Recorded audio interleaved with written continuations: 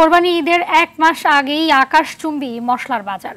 কেজিতে ১,০০০ টাকা পর্যন্ত বেড়েছে সাদা এলাচের দাম।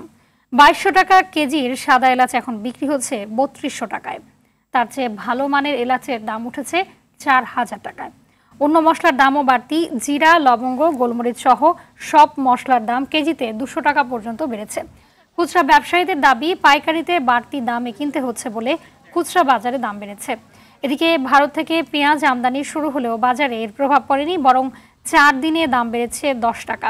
৪ দিন আগে যে পেঁয়াজ ৬০ টাকা দরে বিক্রি হতো তার দাম উঠেছে ৭০ টাকা পর্যন্ত। বাজারে এমন ঊর্ধ্বগতিতে ভোগান্তি বেড়েছে সাধারণ ক্রেতাদের। বাড়াটার কারণ কি সেটা তো আমরা জানি না, কিন্তু মেন জায়গায় কিন্তু বাড়ে না।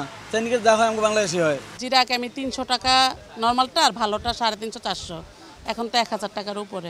১০০ গ্রাম এলাচের দাম ৪০০ টাকা। তাহলে আপা কত কেজি হলো? ৪,০০০ টাকা কেজি। তো আমাদের মতন মানুষের কি ৪,০০০ টাকা কেজি কিনে এলাচ খাওয়া যাবে? ভারতের বেশ বাংলাদেশ হয়ে পৌঁছলে ৯০ টাকা কেজি পৌঁছতে হয়, তো মানে ওইটার দেয় দিয়ে এটাও দাম বাড়াই দিতেছে। মধ্যবিত্ত যারা তারা তো কখনোই করতে পারে না, কারোর কাছ থেকে চাইতে পারে না কিনতে পারে।